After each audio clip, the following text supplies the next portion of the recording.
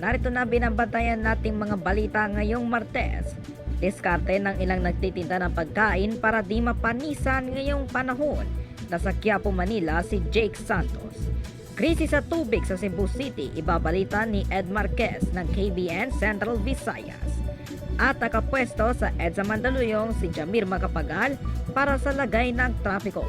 Bueno, umpisahan na natin ang morning headlines. KBN News and Current Affairs. Lagi magbabalita ng may katotohanan at walang bahid ng kasinungalingan. Pedicab driver patay sa pananaksak ng kapwa niyang pedicab driver. Suspect sinuko ng kanyang kapatid. Isang dating sundalo na wanted sa pagpatay sa biliran natuntun sa Porac, Pampanga. Cebu City nagdeklara ng krisis sa tubig dahil sa matinding init dulot ng El Nino. 22 barangay na roon isinailalim sa state of calamity.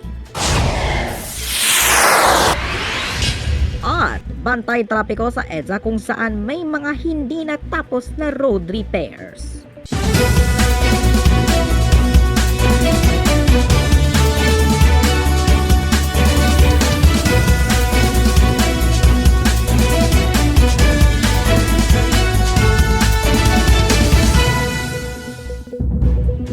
Mga kaflokada, may rollback sa LPG simula kahapon. Piso kada kilo ang LPG ng Petron. Epektibo naman ngayong araw ang 50 sentimo kada litrong tapyas presyo sa auto LPG ng Clean Fuel. Wala pang anunsyo ang iba pang kumpanya kung mayroon silang rollback.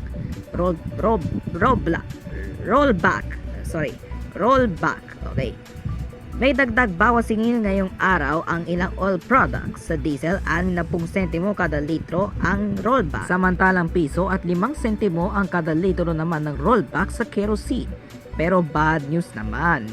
May dagdag presyo naman sa gasolina na 40 sentimo ang kada litro.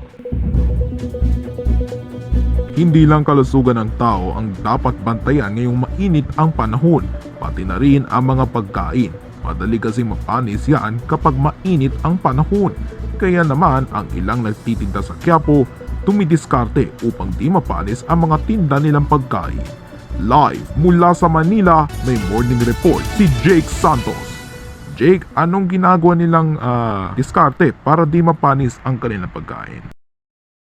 Mang Arthur, magandang umaga. May kanya-kanya din silang paraan para hindi mapanis ang kanilang tindong pagkain, lalo na mainit ang panahon. Ito yung madalas na nangyari. Kaya ito, tinanong natin ang mga titinda dito sa Maynila kung ano ba ang kanilang diskarte.